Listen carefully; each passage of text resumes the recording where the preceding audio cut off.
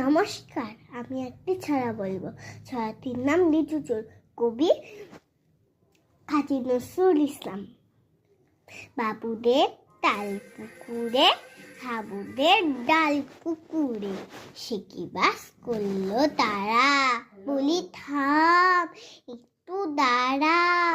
পুকুরের ওই কাছে না লিচুর এক গাছ আছে না, হতা না আসতে গিয়ে বড় কাস্তে নিয়ে গাছে যেই চড়েছি, ছোট এক ডাল ধরেছি। ও বাবা, মরাত করে পড়েছি সারাত জোরে। পরিবার মালির ঘাড়ে, সে ছিল গাছের আড়ে। বেটা ভাই বড় নাচ্ছা, ধুমাধুম গোতা দুজা। দিল খুব কিল ঘুষি, একদম জোরসে ধুসি।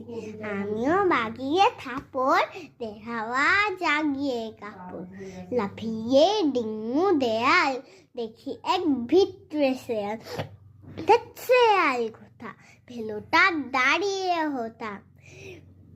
দেখি যে আটকে ওঠা, কুকুরও জ্বলল ছোটা।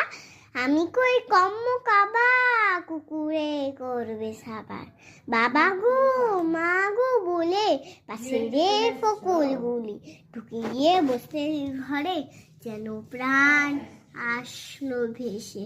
যাবো ফির কান মলি ভাই, চুরিতে আর যদি যাই না, তবে মন নামি মিছা, কুকুরের চামড়া খেচা।